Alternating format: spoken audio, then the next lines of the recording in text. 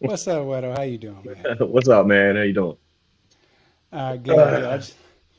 It's always the overlay, man. Like I just always Yep. forget to You turn this you thing gotta off. click it. You gotta click it. Yeah. Yeah. Yeah. I But it's a remember I remember reminder. my first time too. I remember my first time too, Yeah. Daniel. Although I've done this a million times, it's just Yeah. always funny. Every single time I Yeah. forget that extra That step. Like, hey, in case turn it off. in case you don't know who Daniel is, that's funny because he's the expert here when it comes to all this video stuff. Yeah, it's just all these additional steps. For those who have never used StreamYard, like there's just so many buttons that are right in front of you. And Yeah. so you're trying to pay attention to the comments, you're trying to bring people in, bring people out. And so what happens is you just forget that little step of taking the overlay off. And so when you think you're about to start speaking, you see the overlay. But anyways, I'm glad that Hmm. we've been able to have you on the show. If you don't know who I am, my name is Daniel. I'm the creator of Heart in the Fight. This is my co-host, but also part owner of Heart in the Fight, Wedo. He's also a fighter for Street Beast West Coast. But I mean, I don't want to do all the introductions here, but please introduce yourself. I'm just Wedo, man. Some of you guys know me. If you don't know me, I'm just a street beast fighter. I also run the Hot Box venue in Arizona, and I do podcasts with Daniel. Yeah, Diesel, we do miss you out here, bro. yeah, for Um, sure. Illuminate the State, Diesel, Young and Lavish, Prodigy, Cessation. What's up, guys? Sam K, how you doing, fam? Sam K. Yeah. All right, young and lavish. Yes, I just want to bring up Hmm. everyone you shouted out. Yes, but thanks for joining the show. But so before we even get into kind of the content of the show or why we started the show, I think it's important for us to kind of talk a little bit about the context of how we got here. So, I mean, for a long time, we've been just covering street beefs in general. So, street beefs, West Coast, street beefs, just the street beefs in general, right? So, the fighting, bringing fighters on to learn Yeah. about the Face history, offs, face offs. which sorry to interrupt, but we doing a face off January 2nd. So I, tune in. We'll post about it shortly. oh yeah, for sure, What's for up, sure. Coyote? Yeah, Coyote, what's up, man? Thanks for checking in. Appreciate it. It's my man's right there. Yeah, so we normally do tons of street beefs content. And so one of the things that we found in being in the street beefs environment and community is that there's other conversations that are had within the street beefs community that don't make it on this platform.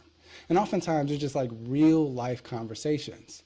And Wedo and I talked about it and said, okay, well, maybe here's a great opportunity for us to have to actually premiere it on the platform, and maybe other men, because it's predominantly men. I mean, there's women in the group.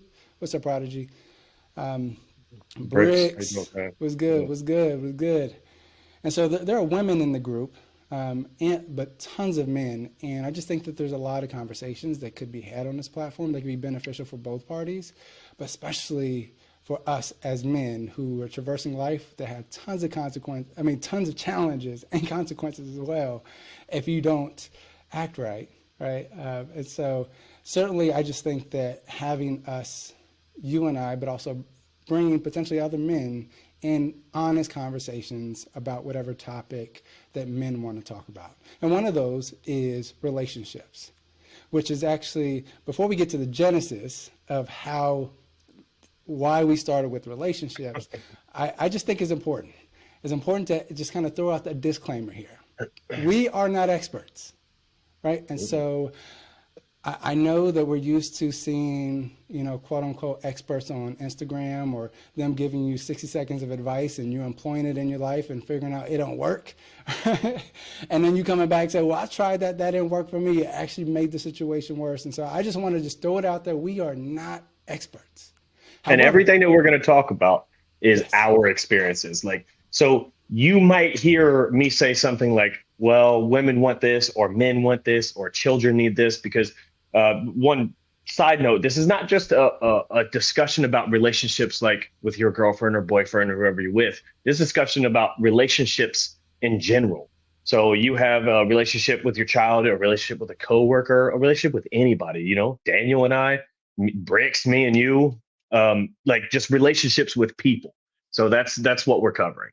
It's not just women because I see y'all throwing a little bit of shade at Shinny, and that's it's hilarious. But we're just know that we're not just covering relationships because I mean that man 72, Daniel.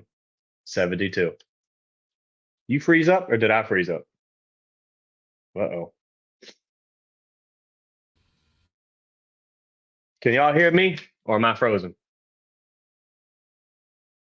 Somebody comment real quick. Am I frozen? Are you there, Daniel? Yeah. Can you hear me now? Yeah. Yeah. Am I frozen or Daniel frozen? I froze. Oh, I okay, froze. cool. I couldn't tell because yeah, okay. Daniel frozen. Got you. Thanks, Diesel. Yeah, yeah, for sure, Um, for sure. no, So you I'm were definitely saying, not. you No. were saying you have tons of light, like it comes from our personal experiences, Yeah, right? it's just our experiences. So like what I was gonna say, if you hear me say, "Oh, women like this," I mean women that I know, women in my past, from my experiences, just looking at people, looking at how people interact and how people date each other. I mean, I got two, three teenage kids that are dating, so I get to watch that, from in a different point of view. You know what I mean? It's fascinating to me to watch how that goes down. So it's not Yeah, just it's kind of anything, any type of relationship what we're going to discuss. yeah, and I think that's important, right? So I think that's an important note that Hmm. there's a lot of nuances in relationships, right? It isn't as black and white. One of the quotes that I like that whenever I'm giving any kind of advice or wisdom that I've learned from my experiences, I always like to share that life is not black and white, that there's a middle.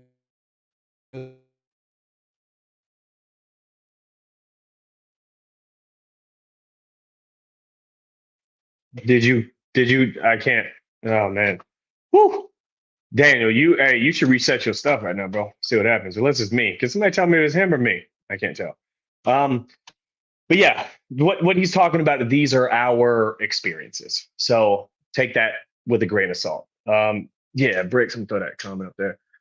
Yeah, I mean, I've been a guy that people tend to call for relationship advice. I don't know why specifically that started happening.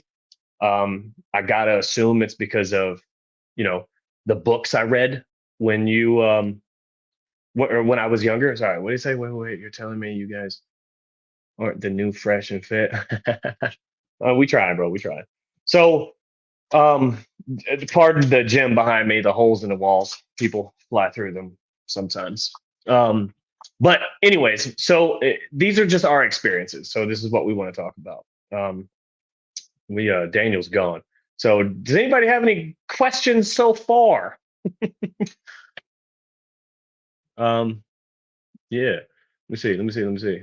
Uh, there we go. What's up? Say so. So yeah, I don't want to get too far ahead while Daniel's gone. He'll be jumping back here in a minute. But yeah, it's a relationship. So I think one of the things we're going to talk about. What's my body count? I don't know, man.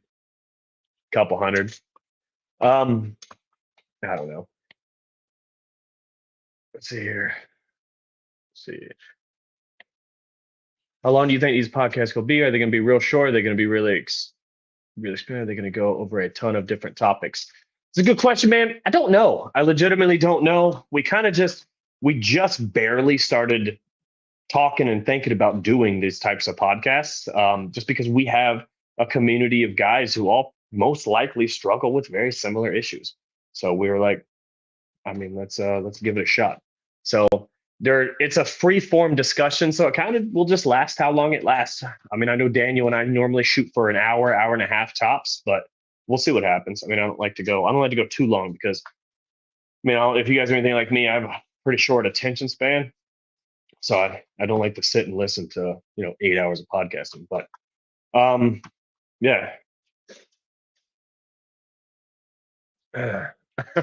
And we do, man. We really do need to talk. But I mean, there's a there's a boundary that needs to be had. I mean, a lot of men don't want to see other men um, fail because of illogical choices with their own emotions. But I don't know that bottling it up is the answer.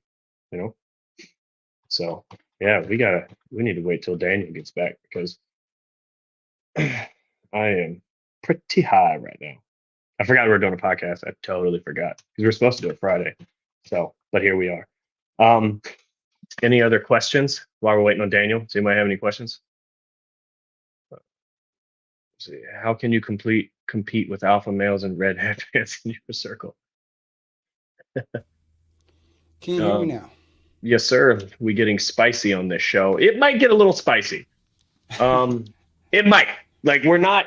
I don't think we're not here to spice it up between um, MMA competitors. You know what I mean? But it's sorry. I keep seeing these questions pop up and it throws me off my game. Here's your first question: Is marriage worth it? There's a missing adjective there. Is a good marriage worth it? Absolutely. Is a bad marriage worth it? It can be. I mean, it depends on how you view life. If you view your life as, hey, I was married for 2 years. I was married for 2 years. Oh, the answer to that, Coyote, is absolutely not. But like I said, I completely forgot we're doing one. So here we are.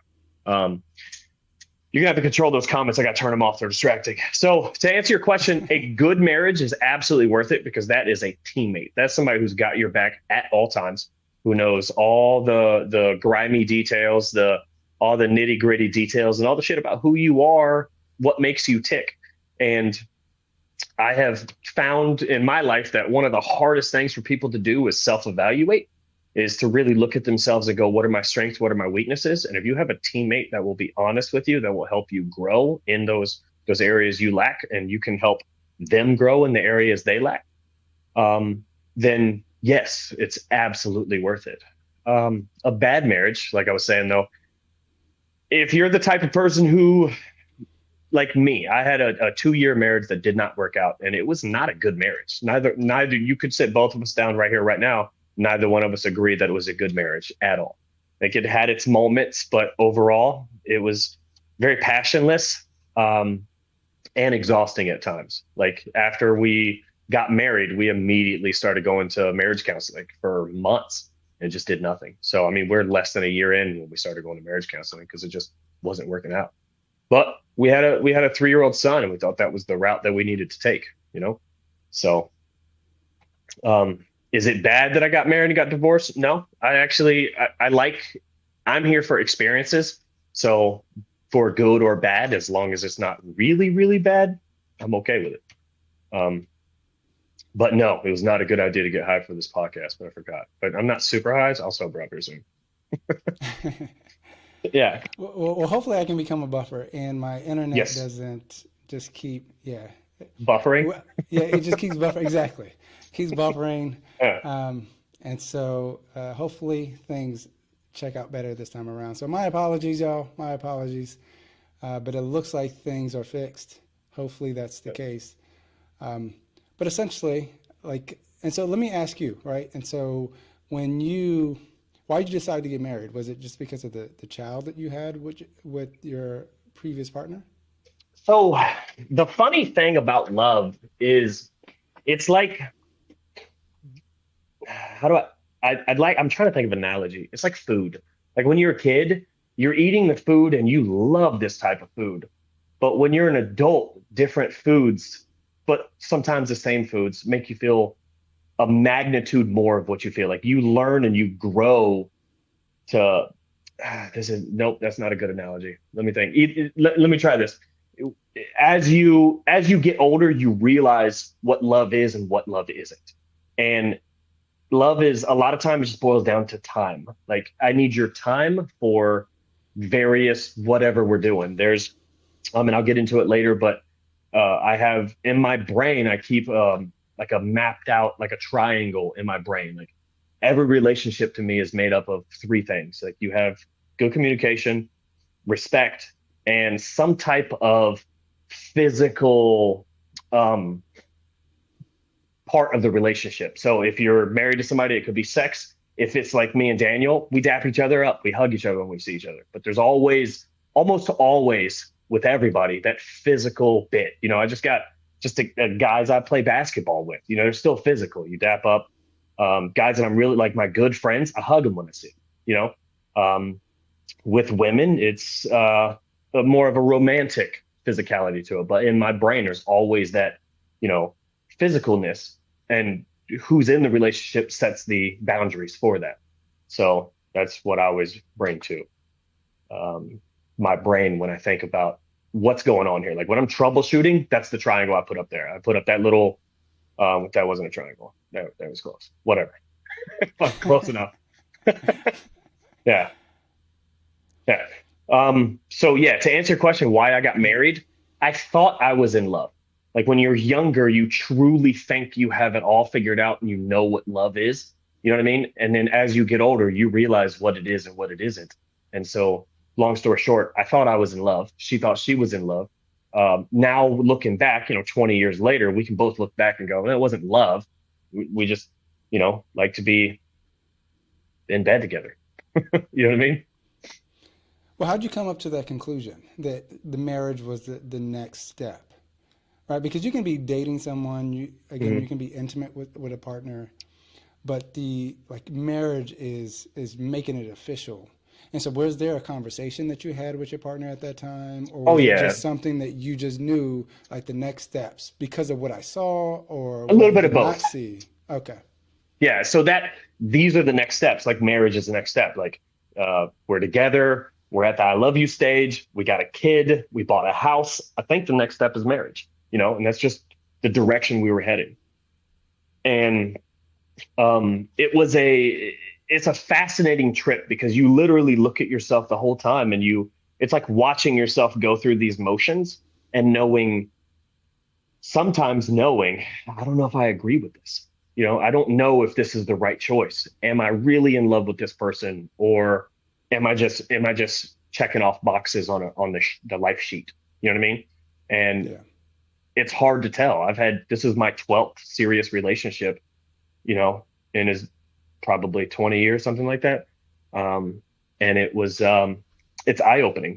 Most of them only last for about 2 years. I've got a real solid track record for a 2 year shelf life. And I don't know why. In my mind, I feel like that's when everybody kind of really relaxes and starts letting their guard down, being who they are. I think that really, yeah. Um, And so let me ask you, because I have tons of questions, right? but So I appreciate I do you. want to answer Brick's question real Okay, for quick. sure. Should you stay in the marriage if you don't like them but you love them? In my opinion, no. Um, or you go back and you find out what makes you not like them. Like there's a root to that. There's a root to that. And for most people, the root is tone and communication. Like for 99% of couples I've seen, including a lot of my own, when somebody fucks something up and you go, what is wrong with you? Why would you do that? You're already in the wrong. Immediately going just accusatory with somebody or getting an attitude. I got a 6-year-old and everything that comes out of her mouth to her sister is attitude. No matter what, they could just be super cool and chilling. There's attitude there.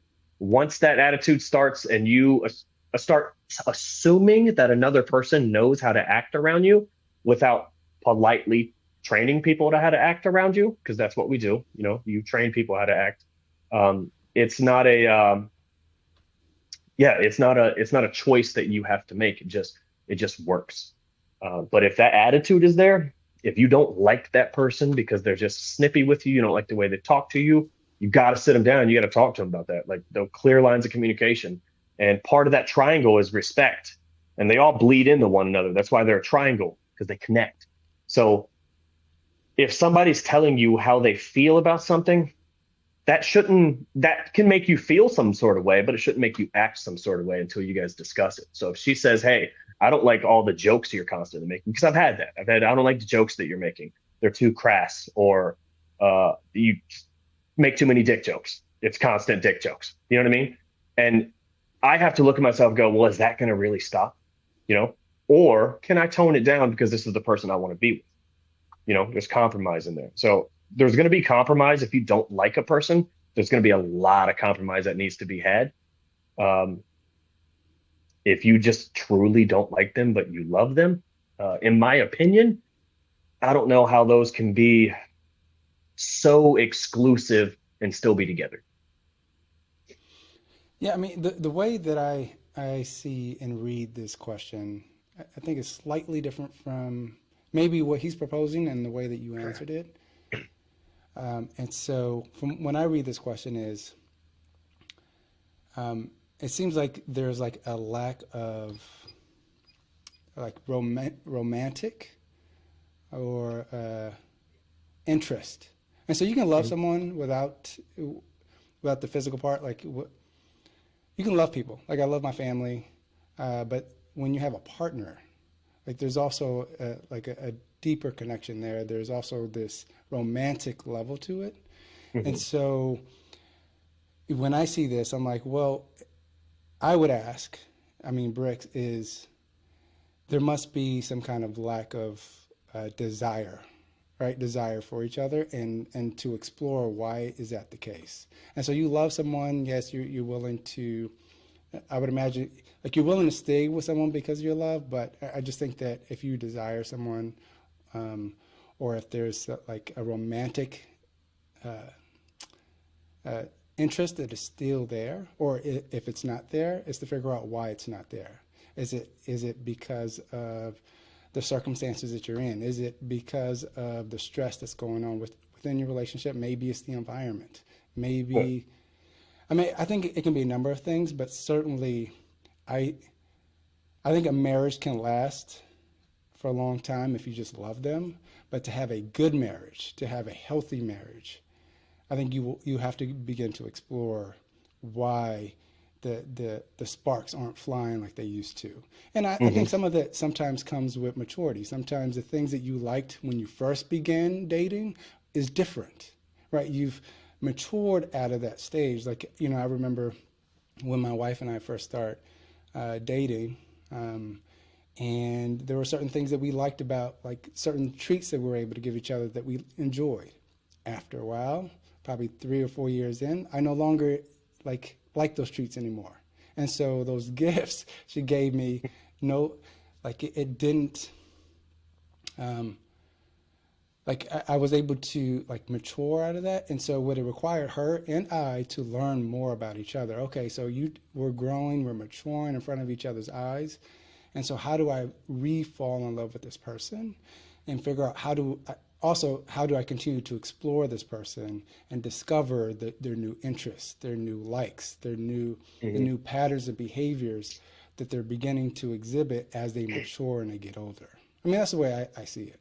Yeah, and how they need to be loved. Like, I Yes. don't know if you guys Hmm. are familiar. Is it a five love languages or seven or whatever it is? Seven. Is it Hmm. seven? Okay. So, and I've never read that book, but I've seen the love languages bounce around here and there. I know it's physical touch and a couple other things, acts of service and gift giving, and it's quite a few things. But and I don't know how accurate that psychology is there. I read a lot on whether it is or not, but I think the important part there is the general basics of it don't change. Find out how specifically your partner wants to be loved, and you love them that way, and then you communicate how you need. And if it just won't work, it won't work. But at least you know instead of going through the motions and never knowing. Because if you find out exactly how to love somebody and they find out how to love you, it's there's nothing better. Like it'll just there's a comfort there, there's security there that you can't find anywhere else. What did say so had that comment say so had up there? Yep. I love Yeah, my wife. yeah, this one right here. I Okay. don't feel in love anymore. That and honestly, that's not necessarily like it sounds a lot worse in my opinion than what it is. If you love somebody but you're not in love anymore, it could be two things. It could be that you just aren't in love with her anymore and you love her as a human being, but not as your wife. Or it could be that there's just not that spark, that passion, that chemistry that used to be there. You know what I mean? And that can be rekindled. That can really truly be rekindled. You know what I mean? Um, but you have to nurture that. It's not going to rekindle itself. So there's nobody that can know. Like there's a line in every relationship, whether it be dating somebody or not, anything. Like there's a line in every relationship, to coach and fighter, to Daniel and I, to everybody. Is this going to work out? Should we keep pursuing this? If I put in a little more work, is it going to pay off, or should we just cut our losses? And the only person that knows that line is you. You're the only person. You can't even tell that line for the other person. They have to figure it out. So each individual person needs to know where their line is on, am I doing everything I can? If you are, it's really kind of easy. Like I have found my best relationships with women are the easiest ones, and or even with just friends, it's the easiest ones. It's somebody who doesn't make me have to um, constantly be there for them at all times. Like I don't have to babysit a person's feelings or anything like that. I don't want to be responsible for somebody else's emotions. I'm already responsible for my own. That's enough, you know? Yeah. Brick said this, and so say you're trying to be positive, speak positive, but they take it as an insult. How can you say it without seeming like you're insulting them? Write it down. So, and read it back to yourself. Like think about the tone with which you speak to people. Again, that goes back to if my girlfriend knocks over my coffee cup, like do I look at her and go, "What the fuck is wrong with you?" Or do I go, "It's a $5 cup, I'll get another one. Let's just clean it up." Like focus on what you want to put your energy in to, and then figure out the how you communicate that and the tone with which you can communicate that.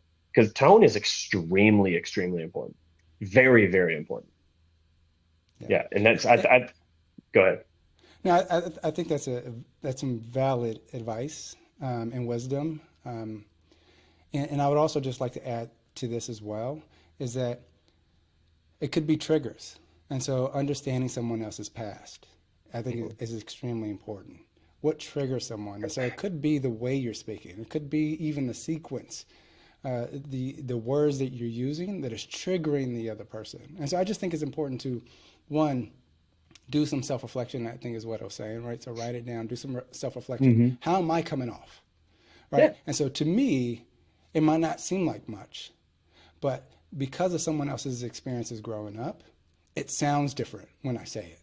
And so Yeah. maybe the person's had abusive, like someone talking to them very abusively from another male figure in their life. And then what you're doing is you're replicating very similar patterns, or you're giving off this not perception, but you're making them think about, that kind of history. So I just think it's really important to assess how the way you're saying it, the words you're saying it, but also explore and understand why is it triggering to this person? What is it about what I'm saying is triggering you? Is it the words? Is it my tone? Is it the way I say it?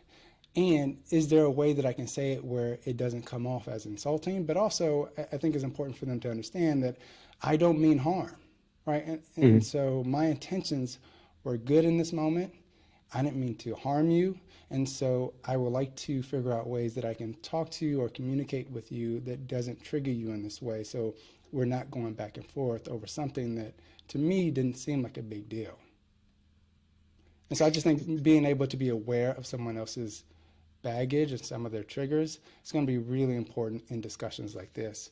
It does help you navigate, Yeah. but there are certain baselines, and for me, one of those baselines is um, her past or my past do not get to control our present. It can influence them a little bit, but they don't get to control it. So if you're living in fear of upsetting somebody all the time and you're constantly walking on eggshells, both of you need to talk and somebody's got to give a little bit, because I've been in a relationship like that. I never knew what was going to set her off. Um, and I finally just had to sit her down and be like, dude, we gotta figure this out, and her and I did. And we figured out enough to where like, actually this is just isn't going to work. Cause I mean, the sound of my breathing would piss her off. And at that point, it's like, I think we're Right. done here. You know what I mean? So it's a very, very fine line. I want to answer some of these questions here real quick before they get Yeah. too There's deep. tons of great questions, y'all. It's Just keep slanging throwing them. them. Yeah. Yeah. And so I Um, feel bad, like we're in conversation, but I'm also seeing all these questions pop up. And so yeah. we're definitely going to, How long before you fart in front of your girlfriend? I do not fart in front of any of my girlfriends, ever on purpose. I seriously don't. I don't. It's just that's not my thing. I understand some people are like, "Hey, I feel comfortable. I do it." I don't. My girlfriend's never heard me fart but I consciously. would say, I would say it's important to check what you're eating because if you got that much Yeah, gas yeah. and If you're you just farting, farting all the time, you got bigger issues. You know what I mean? You need to lay off the exactly. Arby's, bro. And for me, relationships are hard work is the biggest lie that's ever been told. I mean, no offense, Samke, I love you, bro, but that's the biggest lie that's ever been told. in my opinion. Relationships are Okay, not okay. hard I work. disagree. I disagree with Nope. you, but let's go. And, Let's go and I with it. love this. Now, Yeah. think about your best male friend. Hmm. Think about your best male friend, the homie that you can go hang out with for hours and days and never have a fucking argument with. And all you do is laugh and hang out. How hard is that to maintain? If you don't text him back, does he blow you up? No. No. Most of the time, no. So now think about the best relationship you've ever had with a romantic partner, be it male or female, doesn't matter. Think Right. about that. And think about the best ones you've had. Are they pretty easy? All of my relationships that have been the best have been very easy. The one I'm in right now is one of the easiest, most, um, I don't know how to even say it, profitable. Like I profit so much from it. I get so much from this relationship. It's not even funny. Like it is the best. She supports me in everything I do. And it's the easiest relationship I've ever been in. And just to put that into perspective. So, and I think Daniel and I were talking about this the other day. My girlfriend, I've known her real long story short. I've known her for about 17 years. We talked for a little bit back in the day, didn't work out. She got married. Um, that's done. We linked up in beginning of 2023, and she moved in after like a month and a half, maybe 2 months of us dating with 3 kids. Okay, to an 800 square foot house. Most of y'all see my house. It's a tiny little piece of shit house. Um, so she moved in with 3 kids plus her to a month and a half old relationship. You know, we have argued one time in almost 2 years. And that was a very, very light argument. And that was that. You know, she came back to me, sat on the porch, we smoked some weed, it was over. She's not going to bring it up. The only other issue we ever had is back when we're having a debate. She was trying to explain her side, I was trying to explain my side. It wasn't an argument. We're talking very calmly. I said something I shouldn't have to her. And I'm the only one that remembers that. She does not hold a grudge. She doesn't come back to me and go, remember when you said that dumb shit? No, ever, never. Probably because she'd be too busy saying that because I say dumb shit every day. Um, she's only got so much time on her hands. But the point is if it's in the past, we both let it be in the past. And I think that's very, very much so why we have such an easy relationship to get into. And when there is a problem, she's like there are problems. I'm a stepdad to 3 of her children. And so when I discipline these kids, there are times she pulls me to the side and says, hey, that might be a little much. You're being a little too hard on them or this or like that. And then I explain my side of the story. I'm not being too hard on them. We have to set boundaries that we maintain. I'm not going to let a 6-year-old throw a tantrum because at 37 years old, I don't want her filmed on the internet throwing a fucking tantrum, at the store, at Circle K or something. Like we don't want that. If you can't have a certain trait in your personality as an adult, you shouldn't be able to foster it as a child. Nobody should be able to, create so many problems she forgets about the old ones. Exactly. It's not even the problem, it's just the jokes. I've always gotten in trouble for my jokes. I make the dumbest jokes constantly, all the time. That's what I get the most trouble for. And here's my argument to why it takes work. Is that, especially, for my wife. So we met as teenagers. We've known each other since we were kids. And so we started dating when we were teenagers, got married when we were young adults. And so there was tons of growing that occurred and tons of growing that transpired. And then we had kids later in our marriage. And so who I met, when I met her as a teenager, when we got married, that was a different woman. By the time we had kids, that was a different woman. Mm-hmm. And there was all these, and so there were all these things that were happening even for myself, like as we were, dealing with some of the traumas of me growing up, also having all these different ideals about what a marriage should be like, the ideas that I thought were true in our marriage, and I tried to implement them, employ them, and realize, this isn't working. And so it created some work that I needed to do for myself to, one, reassess my ideas about marriage, reassess my ideas around relationship, but also reassess my ideas about her role in our relationship, my role in my relationship. And so when I say work, I'm saying that it requires work on you, right? You as to figure out how to be a better partner, but also be a supporting partner, and then to be a good parent, and a supporting, um, and so all that requires growth. These things aren't just things that just naturally happen for you. Well, from my experience, that you just don't naturally learn. I mean, I don't know what it was like for you to be a parent, but I know for myself, because I grew up without a father, it took a lot of work for me, mental work and emotional work Yeah, that I I had to get you. do. Right? And so when I talk about work, there's the work that you have to do for yourself, to, but also the work that requires when um, um, when when things break down in the relationship, how to repair it.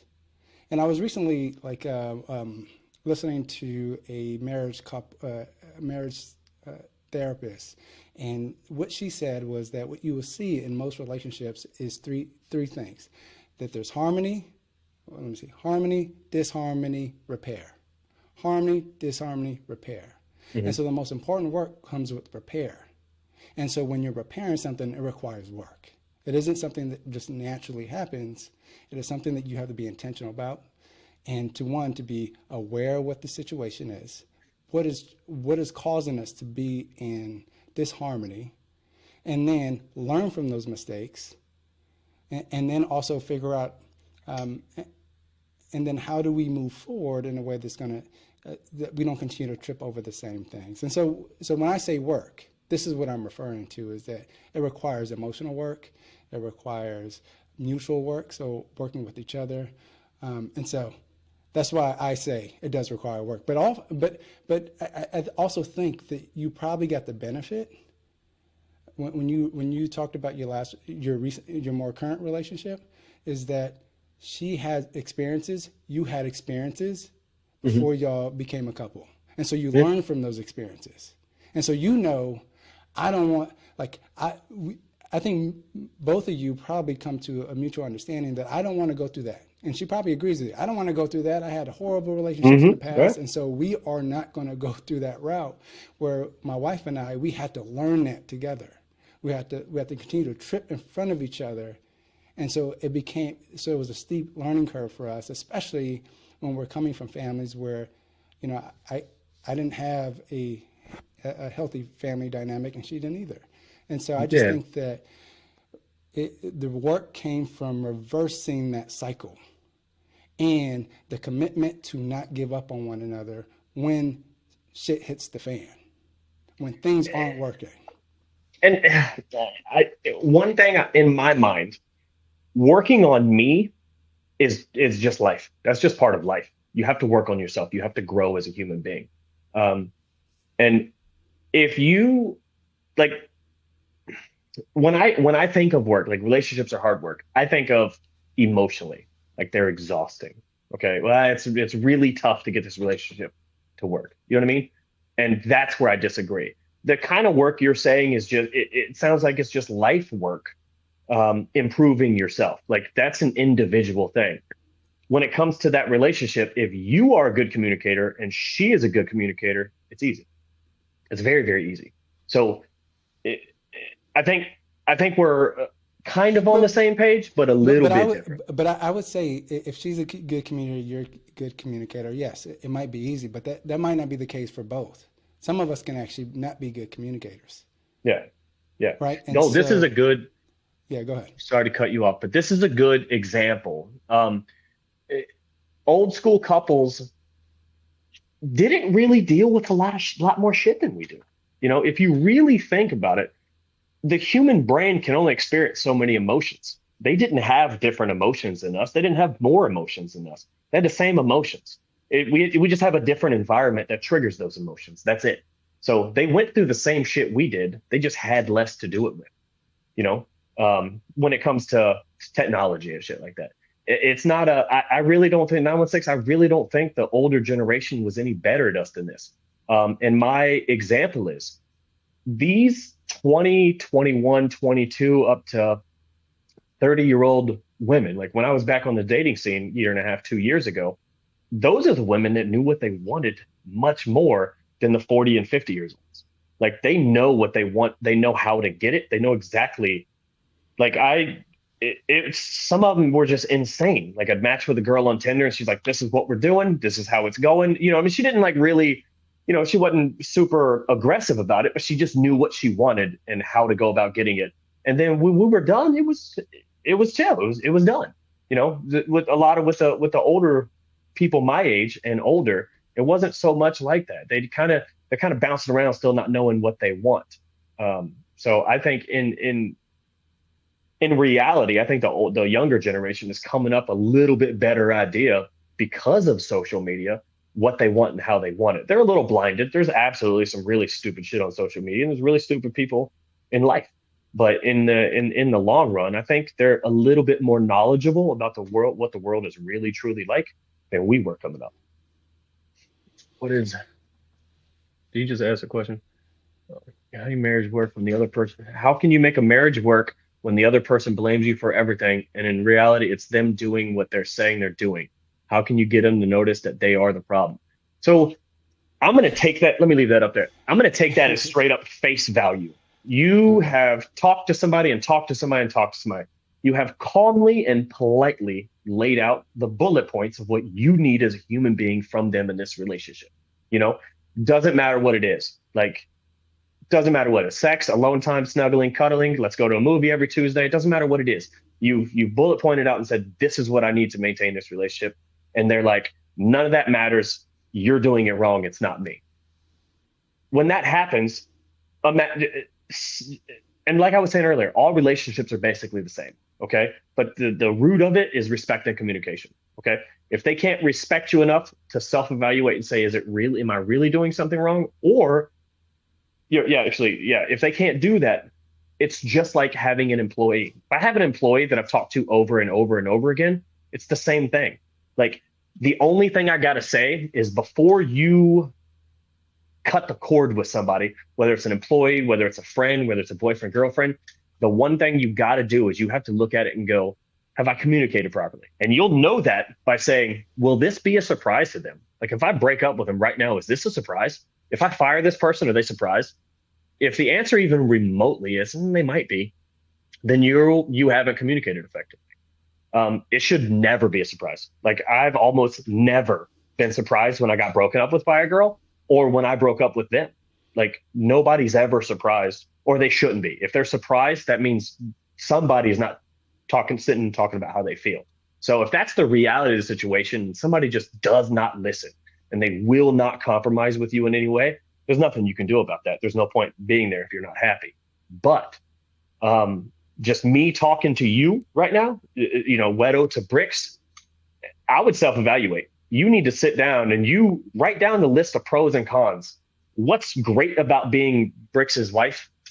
What's bad about being Brix's wife? Like, what do you bring to the table? What do you honestly bring to the table when it comes to that respect and communication? We're not talking about money. We're not talking about, the stuff you do. And then the physical aspect of it too, because and I'm going to touch on this lightly because we'll probably get into it a little bit later, but a lot of guys don't understand their biggest issue is they don't understand that all of that in that triangle starts the moment you wake up. The moment you wake up, the moment you start talking, 9 a.m., 6 a.m., 5 a.m. to her can destroy an 8 p.m. sex session. It can make her have a headache and not want to have sex with you. Anything you did that morning, anything that happened throughout that day can destroy that. It could also do it for you. It can make you not want to be intimate in any way. And that intimacy is the backbone of a lot of relationships. Hmm. That's not, yeah. One thing that I want to bring up Sam K. There's a number of thoughts kind of running through my mind, but let me just address some of these comments. And so Yeah, we there's a live in the lot of broken family era. What's interesting about that is that if you actually look at the history, I think one, marriage, if you look at marriage in America, is very different from marriage around the world. And so one, I think you have to consider that there is a bias here when we talk about this as a broken family era, because it's only broken in America. If you look at the statistics of marriage here in America versus all the marriages around the world. And so I think one is to But then two, when you look at marriage here in America, there's also a cultural aspect to this I think is really important to consider, especially for Black families. And so again, if you look Let at me the take this way, one, Daniel. No, I'm just kidding. yes, yes, yeah, please. I'm just kidding. When I'm you, just kidding. no, when you look at, and that's why I know for us, we think it's, oh, we're just in the broken family era. But when you actually track the history of marriages, especially when Africans were brought here to the U.S., there were families broken apart, right? They were sold to different plantations. And so again, we are saying, and so when you look at that, that is a broken family institution, right? And so when you look at the results of marriages here, and I'm here in America, to me, when you look at the origins of it, you see why we get to the outcome of the results that we have, the results that you're seeing now. And so I just want to make sure that it's easy to say that, oh, this era, or we live in a broken family. But if you really look at the history, you'll see that this is institutionalized for a very long time, and families have been struggling for a very long time. Even if you just take the Black African American experience here in America, if you just look at families in general, you'll see that families have struggled. Every single decade, every single generation, there have been families who've struggled. When I think about even my parents and their parents, when my dad, I mean, I didn't grow up with my dad. I got reunited with my dad later in my life. And so when he talks about his family and his family dynamics, it was broken. He was broken when he had me. That's why he couldn't be around. Yeah. And so his family, and then he talks about how his dad, his grandfather, the way he disciplined his dad, right? And so you have to understand that the families, depending on where you are, right? Families, we just haven't done a really good job here in America on how to actually have a healthy family dynamic. And so, Hold that thought for two yeah, seconds because I got to chime in. Bricks, that is your daughter. I'll get to it in a minute, but that is still your daughter, man. You've been there the whole time. So hang tight, bro. yeah. And so I just think that it's important to us to keep certain things in perspective. Is Yeah. that we just don't do relationships well here. We don't do family well here. And I just think that it's the growing stress of a number of things here, living here in America, but also there's just a lot of stress and pressure on families. And I Yeah. think something that we also need to consider is define family. Oh, yes. Yep. Define family. Remember that best friend we was talking about? That's family. Like when you have a true brother I mean, that is the dude right there that's been there for you your whole life. That's family. You know what I mean? Even if you guys didn't share the same parents, that's family. So, my family is my family. I have stepchildren, but they're my children now. So we are a family, and that's how we'll run it. So I wouldn't say it's a broken family era. I think people are just realizing that just because they have a baby, you don't have to stay together, but you can still be a family. Like my ex-wife and I were family. We are still family. She's still part of my family, and if there's an issue and she needs help, she will call me and she knows she will get that help. I don't hate her just because it didn't work out. She's the mother of my children, you know. So it's you have to be a little fluid with that definition of family because it has changed a lot these days. Hold on, there we Yeah. go. Hit that. There it is. Yep. Yeah. Yeah, Amar, do you feel that it is our duty to break those generational curses, so to speak? Hmm. That's if you're committed to it. I think a lot of people would like to do it, but there's no real commitment to it. And so I know for my marriage, that is one thing that we wanted to do, right? Hmm. My mother and dad didn't get married. My mother did get married she had multiple marriages. She's in a marriage now, which is probably her longest marriage. But the ones that before this one, they didn't, they lasted long, but they weren't healthy. And so I always tell folks, like, yes, you want to break generational curses, but I think one of the most, probably the thing you really want to focus on is making sure that your marriage is healthy. It's easy to that you're break it. choosing the right person. Yes, Yeah. exactly. Before you go get married, make sure you're choosing the right person. Choosing the right person, Mm-hmm. making sure that you two are aligned on your future priorities. You don't have to be fully aligned, but also recognizing and accepting where they currently are. Yeah. And so I think one of the mistakes people make in marriage is they're thinking that these people are about to change. Or that you can make them change. You say, Mm-hmm. "Well, You I can know save these them. are their flaws." Yeah, exactly. Yeah. And to be It honest won't with you, work. hey, it will. It can. Okay.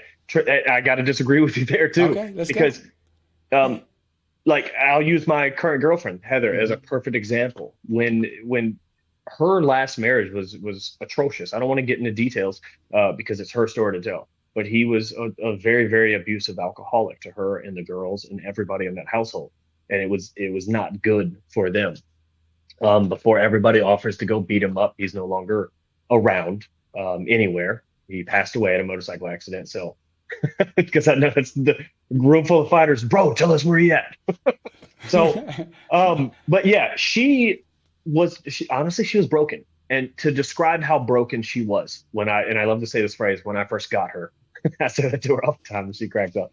But when I first got her a year and a half ago, this is how broken she was. I came home from work one night, and I hope she doesn't get mad at me telling the story. I came home from work one night and I walk into the house and so, she so, had dinner. so should you tell the story? Yeah, yeah, I don't think she'll be mad at me. But she comes. I come into the house and she's serving dinner. I look over at the dinner table. The two girls are sitting there with their plates, and I walk in and she starts shaking and tears in her eyes. And I said, "What's wrong?" And she's like, "I'm so sorry." She starts apologizing profusely. "I'm sorry. I didn't know what time you're going to be home. I served the kids first, and that broke my heart to know that that's the kind of stress over that piddly little stupid shit on whether you." uh have your husband's plate ready or not when he walks in the door. Like, I'm 40 years old, I can go get my own food. And just the thought of her putting so much stress on herself for that, um just broke my heart. So I've done everything I can to help her heal in every area she can. So when you're looking at somebody and you said, "Can I fix this person?" The answer is not always no. You need to find out which kind of a area you're looking at. Is it communication? Is it a respect issue? Is it the physical issue? Is it something else? Are they just scared of everything in the world? Are they whatever it is? They just got an attitude. Can you fix them? Sometimes, because a lot of people just never hear it. How many times, like after about 6, 7 relationships, how many of you guys look back and go, "Oh, I was doing this. I didn't even realize it." I have. I've had relationships fail and be like, "Well, I didn't even realize I was doing what I was doing." So they may have just never heard. So you can communicate to somebody. You can't force them to be fixed, but you can communicate to them and let them know what they're doing. And if they've never heard it before, or they really want it to work, they'll make that change. And if they don't, then that's it. Well, here's the reason why I would say you can't fix anyone. It's because if you fix them, they have no ownership of of the growth of the repair. And No, I no, no. think You're you not could fixing them because, like I said, you can't force somebody to fix. But you're correct. their teammate. When you're with somebody, you're their teammate. You ever been on a football team or a basketball team? The homies don't come over and say, "Hey, man, crossover looking a little weak. Let me show you how to fix it." You know, or your jumper's a little off, your form's a little off. You popping your elbow out to the side. You know, Right. that's the same exact concept. They can't force you to fix that, but they can coach you to it. But here's the thing, and I think you and I are very similar. I think we're aligned here, and I think here's the difference, though. The difference is that's if they want to fix the form. Yeah, that's what I said. Yeah. And so there are cases where we have these ideas that we want to fix them, and they never articulated that they wanted that fixed. Hmm. And so you go into a relationship saying, you're looking at their flaws, and you're like, well, I will fix that to make sure that it's where I want it to be. And your partner never communicated that they were going to fix that, nor they have the desire to fix that. And so what happens, you go into this relationship forcing them to fix it and saying, you need to do this, you need to do that. And what happens is that it ends up destroying the relationship because they never once agreed to it in the first place. But if they say, hey, I have some challenges in this area, I would love your support in helping me Hmm. close the gap, that's where I feel like it works in the cases that you talked about. Like if someone's having a jump shot and they're looking and they're asking you, what ways can I to improve my jump shot? You're like, okay, your elbow, maybe it's you're not squaring your feet right. Maybe it's just the way you're shifting your body, the way you're releasing. And so I just think that it's important to understand that's the difference that I'm highlighting, is that there Yeah, has to be a desire to do that. and everything I say, when I say stuff like that, there has to be that mutual decision to make the relationship work. If only one person wants to work and only one person is communicating, it'll never work. But what you're saying also brings up another point that I wanted to make and bring up, precedences. Like when you start dating somebody, you're setting all the precedences in those first 8 months or 8 weeks or whatever it is that you're going to have to live with for the rest of that relationship, no matter how long it lasts. So, you know, one of the things that I wanted to set the precedence of in my relationships is I need alone time. I got to go to the gym by myself sometimes. All day at work does not count as alone time. Sometimes I need to go to the gym. I need to go hang out with the homies. I need to go to a strip club and hang out. I need to go to my friends last night and watch the fights. And I don't want to date somebody who can't respect that, you know? And I have been in relationships with women that where I go out and I do something, I'm getting blown up the entire fucking time. Where are you at? What are you doing? Why are you not over here? When are you coming home? Blah blah blah. And it's exhausting to be with somebody like that. So you set that precedence though in the beginning. You set all of them in the beginning. Like I was saying, people train other people how to treat them. When you let somebody get away with something that you really don't like, you're letting them know that that's fine. You can keep doing that, and I'm not going to have a problem with it. But when you say, hey, you set those boundaries, clear forms of communication. Say, hey, that's not a game I like to play. Like the farting, like just sensation. I know he made it as a joke, but that's a serious thing for me. That's a serious thing for me. I don't like to date girls who like to fart around me. Like I'm going to eat that ass at one point. I don't want to hear that. You know what I mean? It just turns me off. So let's not even do that. But I set that precedence from the gate, like first 3 or 4 dates. You know, I'm getting everything out of the way just to make sure that I don't have to deal with being one person and then all of a sudden wanting to be a different person later and finding out that it's not working. And so when you set the precedent, how are you employing that? Is it through conversation? Is it just intentional sit downs with the person? How are you Depends on laying what it it out for is. them to understand?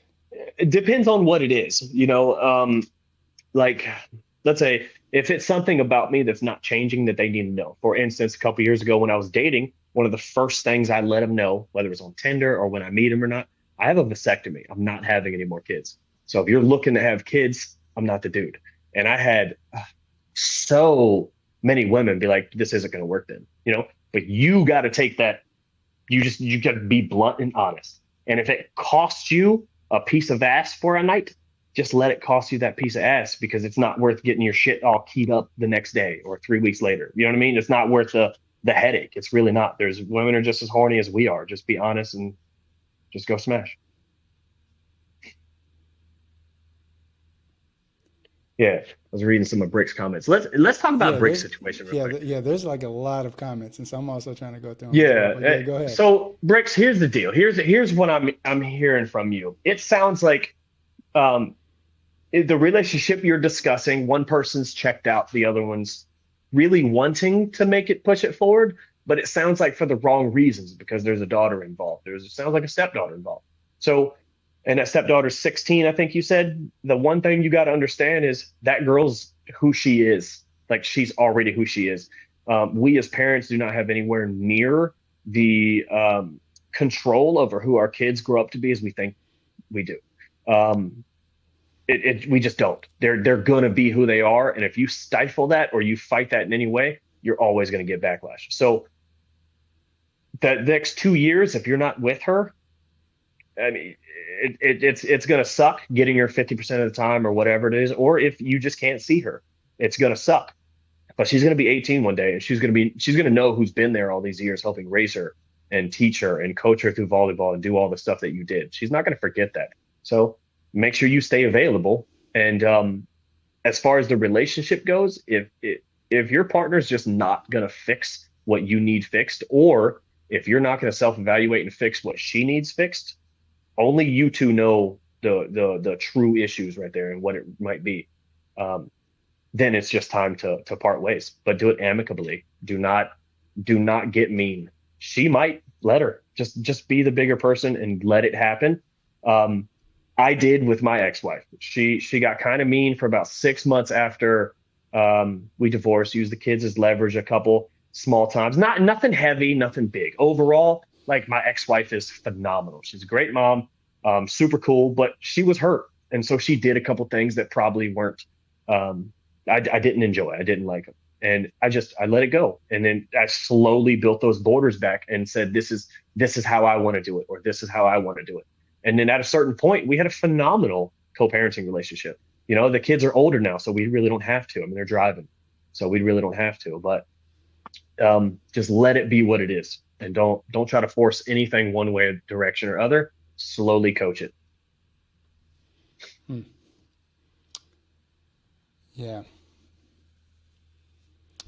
Yeah. I Yeah. mean, one of the things that I think comes to mind is that I mean, I'm still wrestling with this. I mean, when you listen to marriage therapy, Hmm.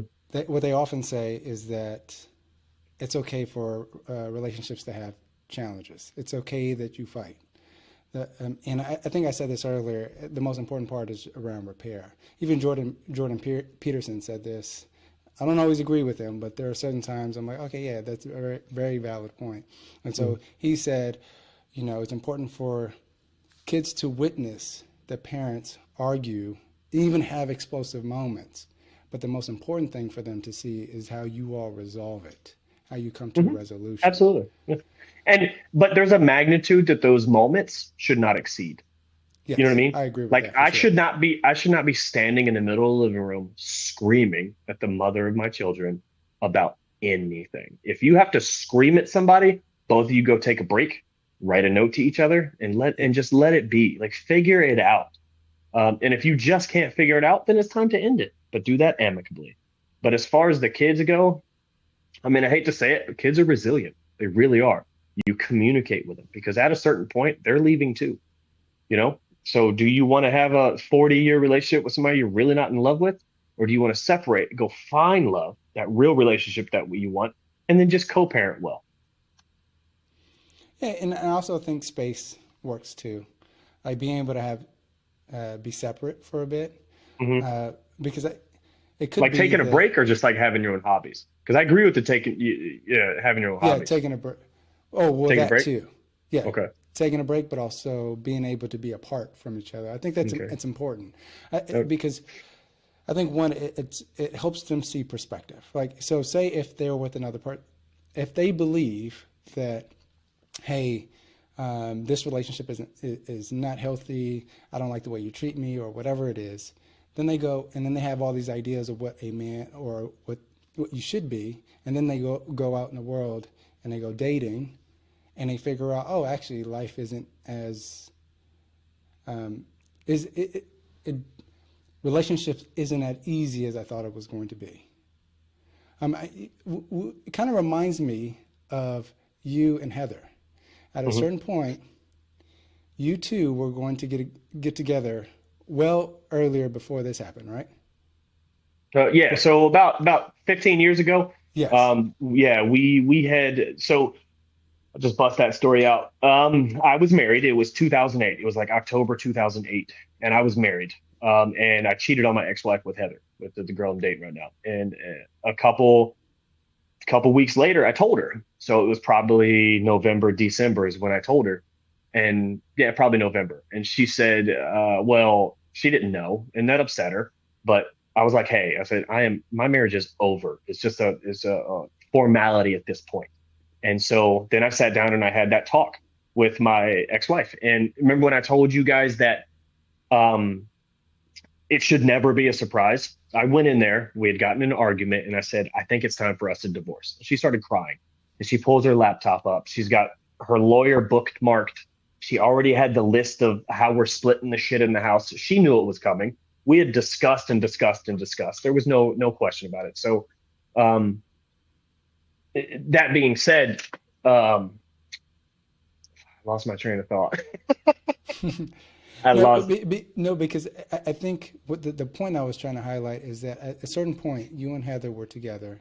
You Oh yeah, created, that's what I was getting at. Yeah. you separated, or Hmm.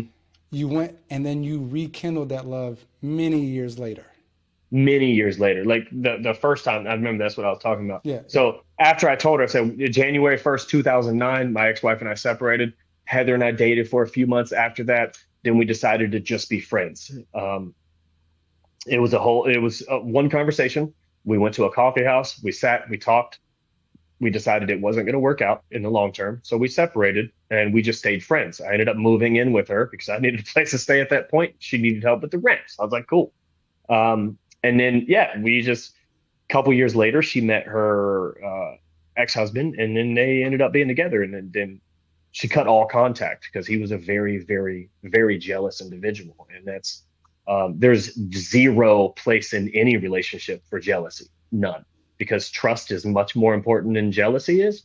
That feeling, that emotion is much, much more important. And if you don't have full trust in somebody, you shouldn't be with them. Yeah. But in coming back together, did you did she gain perspective on or new perspective on the relationship with you, and did you gain new perspective on the relationship with her? Oh, To absolutely. Because Yeah. yeah, because both of us had just been in relationships with people who, I've been in a lot of relationships and some of them have been really, really good.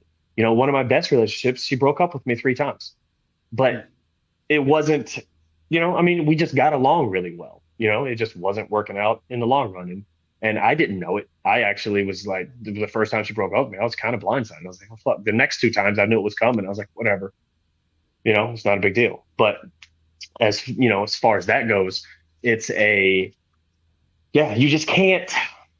Yeah, you just can't have any. I see Diesel's comment right here, and that throws me off my train of thought right here. My wife not allowed to have male friends is a territorial issue, not a jealousy issue. That is absolutely a jealousy issue. And if it's a territorial issue, it's even worse because you don't own your wife, Diesel. Nobody owns another human being. We stopped doing that, what, 150 years ago? Yeah, yeah. That jealousy doesn't fly with me. If you're going to be jealous of me, cheating on you or being around another person because you're scared I'm cheating you on, we don't need to be in this relationship. And she feels the same way. I think that's why it works. I can go do whatever I want, and she can too. She can have many male friends as she wants. I don't care, and she does have some male friends. Yeah, I mean, I recently heard a different perspective on this, and so I Hmm. would just share it, and then I would love to hear your thoughts on this.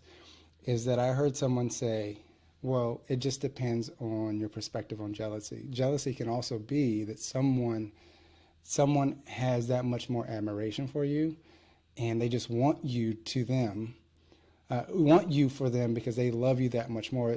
It's almost like you don't.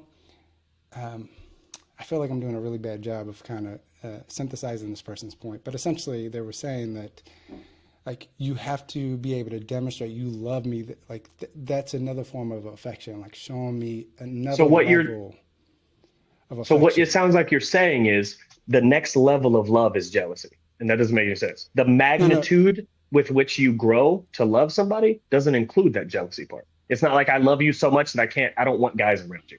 That doesn't make sense. no. But what I guess what I'm saying is, or what the person was saying was that it at least shows that you care about the person, because what you could do is not care about or not be jealous of the person, not care if other people are hitting on her, don't care, and I be don't. emotionally absent, right? That's Or not do emotionally absent. That's not emotionally or absent. That's being or do confident in who you are and what you bring to the table. yeah. Well, I think the way you, I mean, that's a good Like, point.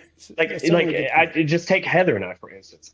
There's not a tiny, tiny, tiny percentage of me that has that. And you know what? Let me even rephrase that because there could be a different arguments posited. Every single woman I've ever dated, I have never worried about if she cheated on me, ever, at all.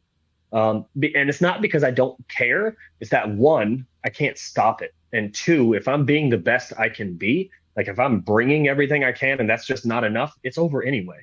You know what I mean? Like I'm not gonna sit and worry all the time about somebody cheating on me. And that's where jealousy stems from. I have no worry about it. Like I know exactly what I bring to the table, and as far as that goes, it really is. and I don't want to oversimplify it because everybody cheats for different reasons. But if you are doing the communication right, you're respecting her properly, and the sex is on point, she has no reason to go out and look anywhere else. And all those dudes that try to throw at her, she just swerves. And I've never been cheated on. Well, so here's the thing. I'm very similar to you in that regard, where I actually Mhm. have never worried. Yeah. And there is a self-confidence. There's a belief that my wife won't cheat on me, but if she Mhm. does, I will be okay. Right. So there is that part of me. And yes, that too. Yep, that's a Um, huge thing too. Yeah. however, however, I think what it also does is that because I have that thought, I don't compete for my wife's love. I don't compete Mhm. for my wife's affection. I don't compete with other men. And I just feel like being jealous or having those tendencies of being jealous, it forces you to compete in ways that for myself that I'm not competing. And I Yeah. just think that there is a benefit for me to actually in public to be able to compete so that my wife knows that I'm drawn to her, that my wife Mhm. knows that like, and I'm not saying like it's a territorial issue either. Like, I don't want people to know like this is my wife, but I want her to know that I admire her. I want her to know that I love her and that I am attracted to her. And I don't want other dudes, or I want to be able to send that signal out to other people in public. But I never walk around saying like, oh, this is my wife. Like, That's not your she's job though. It's not your job to send that signal. It's her job. It's your job to send that signal to all those bitches online that have seen your YouTube profile picture. You need to let them know that you're married. Okay. No, the joke didn't land, did it? No. Okay. no, no. No, not at all. But like your job, yeah, whatever. But your job is to whatever. 1 out of 40 is not bad, right? Yeah, So yeah. your job is to let women that are not your wife in your life know that you're very happy with your relationship and you have no desire to stray. It's her job to let everybody know that she has no desire to stray. It's not your job to tell the guys around her, you know what I mean? Like it's her job because it's like, Well, here's the thing. I'm not even saying like going around telling, "Hey, this is my wife. Don't even look at her. Don't even befriend her," because my yeah. wife has a ton of male friends. Like, and Mhm. again, I don't feel bothered by it, but I also don't Mhm. feel like they can compete with me. So that's why I don't even Yeah. like, and so I never feel like I have to go that extra mile. However, I know that not even, like being able to come on to my wife in public, being able to, like, I just feel like it adds an extra umph to my practice or how I should be behaving in public. I don't even know if I'm coming off right, What do you like mean? No, clearly, what do you mean though? but I Yeah. just think that like going around thinking like jealousy makes you perform certain ways, right? It makes Mhm. you um, go the extra mile to demonstrate that this is your wife, this is, or whoever, this is your partner. I'm not even gonna say wife, but this is your partner, and that you two are together. And Mhm. because I don't feel threatened by other people at all, I don't go the extra mile in public. I just don't. And so my Yeah. wife wants to hold my hand. I'm like, for what? For what? Like, That you already know that we're together. that's just because she wants to touch you. That's because sometimes a woman wants to touch her man. That's all. And hand holding means a lot to them. It's not about her saying, "Hey, I'm with this man." It's about her being intimate with you, when she can. You know what I Okay. mean? Like I don't, yeah. When women want to hang all over you, when they want to wrap their arms around you and be carried by you in public, it depends on the woman, but a lot of times they just want to be close to you. You know, sometimes there's that one girl who's just like, you know what, I gotta let every one of these bitches in here know this my man. But you can see that normally. You know, thanks, Illuminate. You can see that normally. That's written all over the wall. There's one thing in that I can say with utmost certainty. Certainty. If you pay attention to your woman, she'll tell you and she'll show you exactly how she wants to be treated, and she'll show you why she wants to be treated that way. You just have to pay attention to those signals and listen and be observant. For Um, sure. yeah. I mean, that's a good point. That's certainly a good point. And again, it's just me wrestling with this idea of that can jealousy can it be additive to your relationship? Yeah. And I just No. think that when it becomes destructive, I think that's what you have to examine and assess whether or not your jealousy is causing more challenges in your Well, relationship than it how is. much jealousy is destructive? Because think about it. You're sitting there on your phone.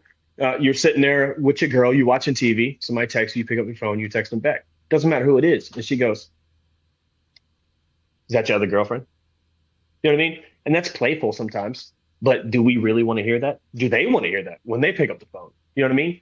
Like if it's a joke, like if I say it, my girlfriend knows I'm not jealous. I really, Yeah. I don't care who she's talking to unless she needs me to be involved in it.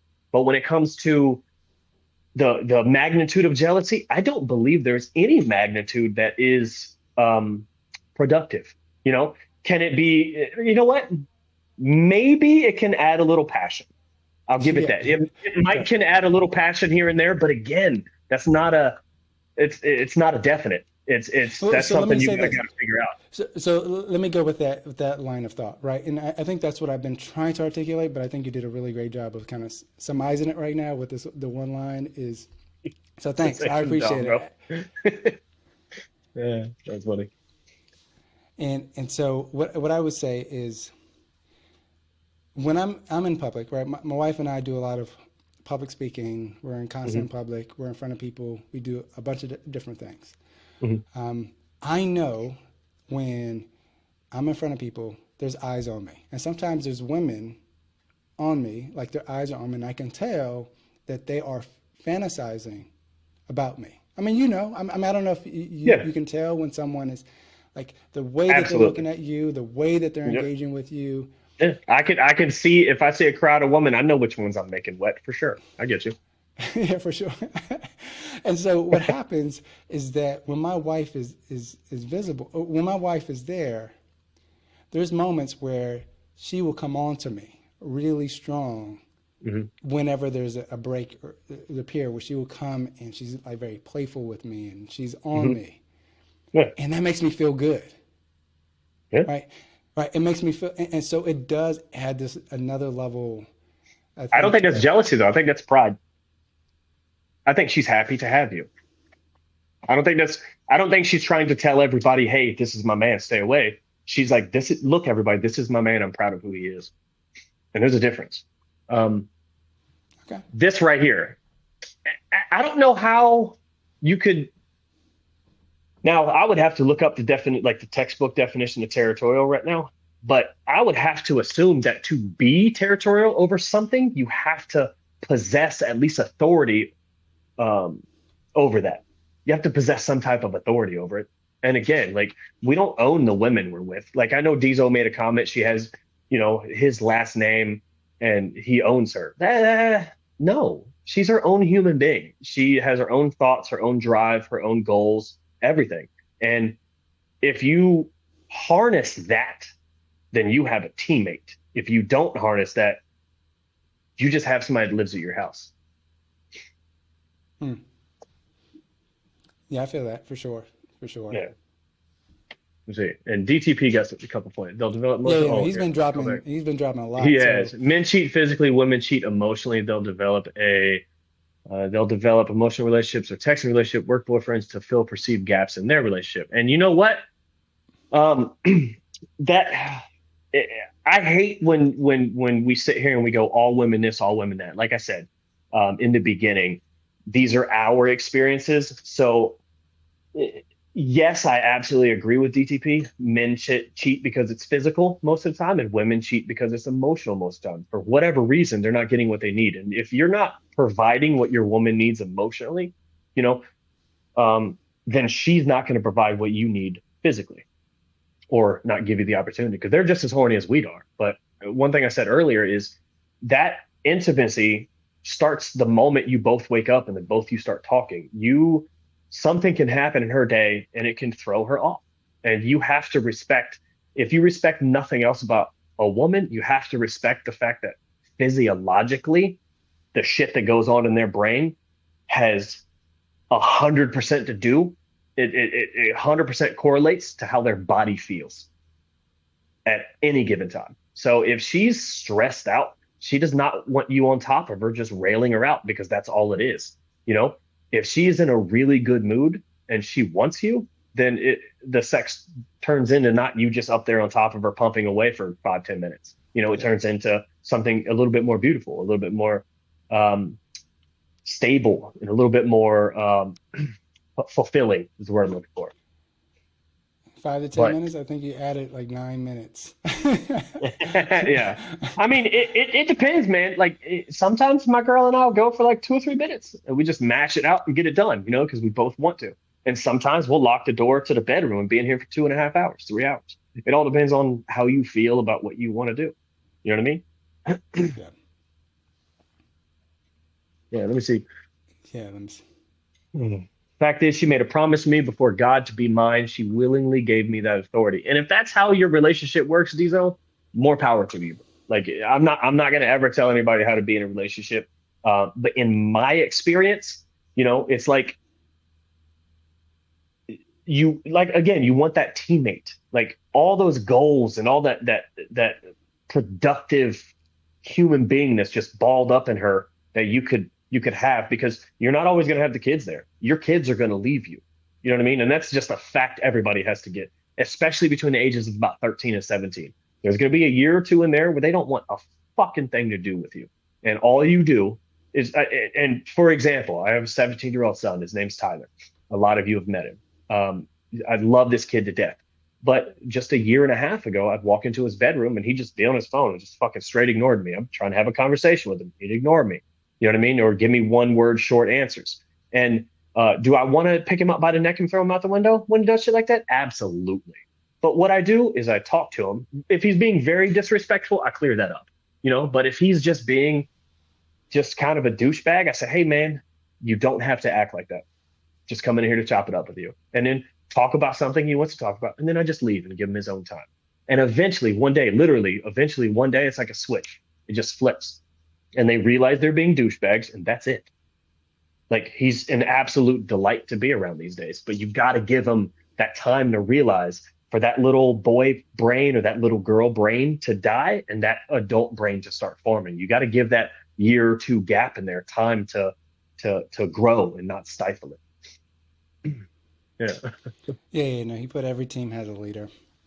I think well, one of the challenges that I hear from Yeah. Diesel's comments here, um, yeah, I think a number of Yeah. things. One is because I know that Diesel, when he says she gave, I don't know, what was the quote he said? It was Yeah. like he's getting Yeah. permission from Yeah. her. All right, right here, right here. Let me. In fact, Let she's me made a let me promise. answer the team thing while you Okay, are go you ahead. Go are you ahead. good? Okay. No, no, So go ahead. every team has a leader. No, there are some teams like you look at corporations have board of directors, and that's not one person leading the whole Yeah, fucking company. That's 15 to 20 to 30 to 5 to whatever it is. You know what I mean? Like, um, yeah. So no, I don't agree with that. Not my girlfriend and I are a team together. It's us versus everything else, including the kids sometimes. Like we have to be a united front in front of them. That's a discussion we had the other day. Um I can't maintain those boundaries of discipline without her help. Because if not, I'm just a bad guy. It has to be a united front. So yeah, it's I don't think every team has just one leader. There can be more members, you know, well, to that. absolutely. Yeah, absolutely. And here's the thing: she made a promise to me before God to be mine, and I know he's talking from like a biblical perspective or Christian Hmm. perspective, because I know that's who he is. Um, but if you actually looked at the scripture, it says to be union, to be in a union. So I think she asked, and so again, it was she made a promise before God to be in a union with you, Yep. right? And so in marriage, you give your vows, she gave your vows, you're giving each other a promise that you're going to keep each other's love, that you are going to love each other to the end of time, through sickness and health, right? And so it's a promise that you're making. It isn't necessarily a declaration of ownership here. It's more of a Yeah. promise I'm making to this union of Yeah. us and God, right? So that we can move forward and create a future with for this union. I mean, and so it's not a declaration of ownership, more of you two made a promise for to be together and to work things out. I mean, that's the Yeah, way that's the way I see it see it. too. Yeah. Wedo, any advice on moving on, even if you still have feelings for an ex, even though she clearly wants nothing to do? Yeah, move on. Yeah. Time. Like you literally just walk away. You don't talk to that person. You go do what you got to do. If you have to see that person on a regular basis, like I've had exes in certain communities, like the volleyball community, to where I had to see him on a regular basis. And I walk up, I never make it awkward. I immediately walk up the first time I see him after the breakup and say, "Hey, how you doing? Good, awesome. I hope you play well this tournament, whatever." And you let it be at that. You do not, and if you don't want to go up and say anything, don't say anything. But don't be a dick if you have to see him. But if you don't have to see him, move on. Like hop on Tinder, go smash, go do whatever you want to do. If you want to sit in your room and listen to sad music and cry it out, cry it out. Ain't nothing wrong with that. Just whatever it is that makes you feel comfortable. But the only thing is, um, uh, do not just dwell on those emotions, like that loss, that past. It's in the past. Just move on. You know what I mean? Yeah, no, I I agree. need to be on stream to have this discussion effectively. I mean, I don't know. I mean, to me, it sounds like you just see your wife as just another something you own, like your truck or your tools or something. You know what I mean? It's just a tool to make babies for you. I don't know how else. Like it sounds pretty clear to me. Which I mean, again, if that's your relationship, man, I'm not judging. It's just in my experience, doesn't tend to go over well. You know? Yeah, and I think one of the challenges with that, and so say if your relationship, so Diesel, I'm curious, and so if you are the authority of the union, so if it goes bad, or do you take ownership of it? If she feels unfulfilled in your relationship, do you take ownership of it? And so how much of that, and is she uh, able to fulfill some of that on her own, or is it only coming through you? Like her fulfillment only Yes. comes through you. And so I just think that doing it, yes. And so we can have a much further conversation with Diesel for sure to make sure that we're understanding the nuance of his relationship. Hmm. But I think there could be problems if everything is going through you. If you're like Yeah. the sole dictator of the relationship. Yeah. And that's a good point right there. If you own your wife, she owns you too. And that's a very, very good point. You know, and some people will say, well, what does she bring to the relationship? Well, a lot. They bring a lot. You know, you couldn't have made those babies without her. You can't take care of them without her. So, I mean, yeah, it's a fascinating little concept. Let me see the, But also think you put too much onus on yourself if that is the case. And so if her enjoyment, her fulfillment in life goes in and out of your leadership, I think you put too much on yourself, because you'll realize, like even in our relationship, I know that there are certain things that I can be around when I'm around men, I can't get with my wife. Like there's certain like laughter, there's certain joy that I get around being around men like Wedo or even 619, or whenever I go to he said, the or yard. even 619. Or even 619. You know, he's not the type of dude you think you'd be joyful around, but there it is. Yeah. And so there's just a certain enjoyment that I get around being around y'all that is really difficult for me to get from my wife.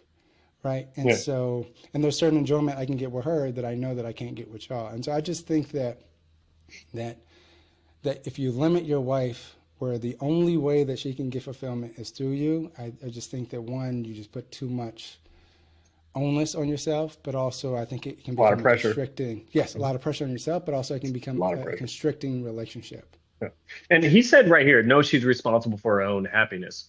Um, but if she can't, yeah, I mean, maybe we set up another podcast with Diesel and just start out with Diesel on here, and maybe somebody else at some point. Maybe we do that because Yeah. we're already at an hour and a half, and I don't want to because that could be a long conversation. You know what I mean? Oh yeah, for sure. I do want to answer Samke right here. So one thing I try to never do, Samke, and I'm not going to tell you how you live your life, but what I do is, like I said earlier, I live for the experience. When things happen, like if I'm with somebody but we break up, I never look at that as wasted time. That was life. Like it's just an experience. Like what did I learn from that person? I've Yeah. I've had relationships for 6 months where I learned a lot in that 6 months about who I am and what I need in another human being. that, I'm with. So it's, and sometimes I have one for, my ex-wife and I were together for 5 years off and on, and then for 2 years after we married. And it was most of that off and on was um, long distance because I was in the military at the time. So it's one of those, it's one of those things that you really, yeah, I don't know. I don't know. It's, trying to think of how to put it. Uh, yeah, I don't know. So we break up and we're split, and she realizes that it was her that was the problem and wants to work it out after trying for 5 years. You know what? Honestly, I have never had a problem with going back and trying again. You know what I mean? But I don't go wholeheartedly. I just pop back in and let's see if it works. Like if it works, because to be honest with you, most of the time they come back for the security, the comfortability, also the dick. They do come back. Just like you hit up girls that you used to date, 2:30 in the morning, hit them with the what are you doing? This because for whatever reason it's comfortable to you, or the pussy was good, or whatever it is. Um, but you just have to be smart about it. You have to be intelligent about it. Like if you have something that didn't work, it's like fighting. Like if I close the distance on somebody and they keep catching me with a jab, I need to do something different. So Yeah. if you're with somebody and it didn't work out, but you truly want to try again, you're like, fuck it, let's see what happens. Do it differently. Don't do the same shit over and over again. Yeah, very similar, right? To be thankful for the Yeah. experience. No, I agree. I definitely think that the experience that you had, these are all learnings, all things that you can apply in your future. And so Hmm. I don't think it's time wasted. I know that some folks, my wife is one of those who thinks that she's like, hey, like that's time wasted. And I'm like, I just have a different perspective on that. I just think that Yeah. very similarly, like I've mentored many folks. And so sometimes the mentorship, like some of the young folks that I've mentored, like you mentor them hard for like 2 or 3 years and then they go off on their own. Hmm. And then they go back to doing the same things that they did before the mentorship. And the one thing that I've learned is that although they took 4 steps forward but 10 steps back, they will always remember the 4 steps they took forward. Right. So very similar. Like you will always remember the learnings that you got from the Hmm. situation that you're in and the experiences that will help you move forward down the line. I mean, that's the way that I see it. Yeah, I hope because that makes like we sense. really, there's two things that people tend to have, uh, like resources wise. Like you have time and you have money. Like those are the two most important resources that we have because money allows us to do what we want with our time. But our time is finite. We just don't know how much it is. We all guess, 76, 86 years, 100 years, whatever it is. But we really.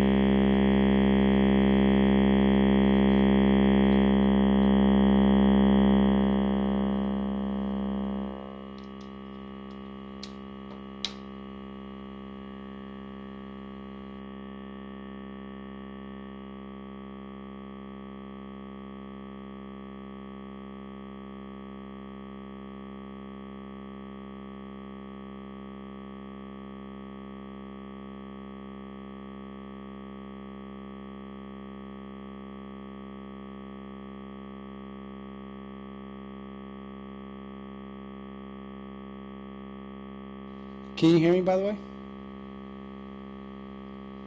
Yeah, I can't hear you. So let me just click out, click back in. Or is that you?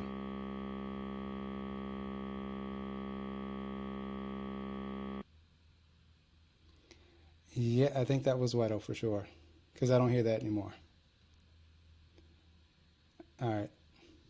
Every relationship has its shining moments. Oh, for sure. For sure. And I think it's important to keep that in perspective when you're dealing with hardship. Yeah, no, I'm hearing it. Y'all, can y'all hear that? Am I the only? Yep, it just turned off.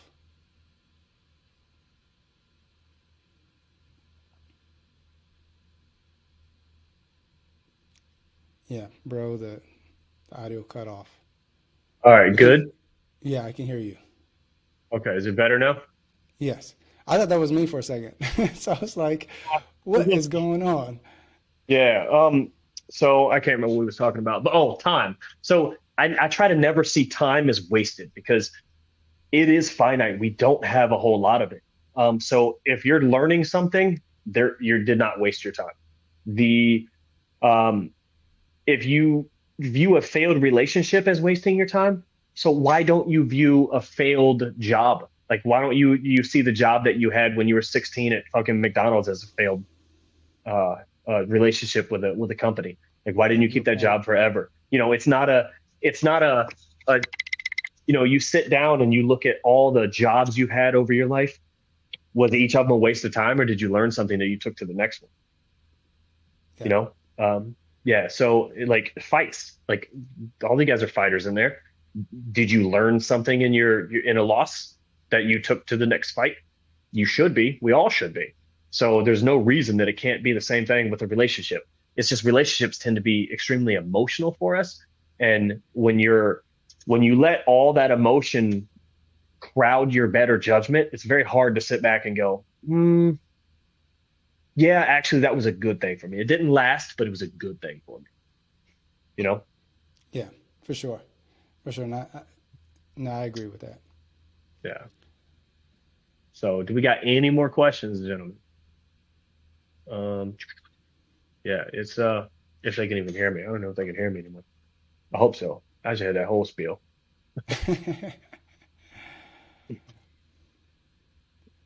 Let me see. America's getting rid of marriage, and God, okay, I'm done. Yeah. I mean, I'm a full-blown atheist, so I have no problem with God being gone in America. However, I I think religion has its place. You know what I mean? Are you still there, Daniel? Yeah, I'm here, but it It froze on my froze. end. Yeah. Can you hear me? Okay. Yeah, I can hear you. I just can't. You're not moving.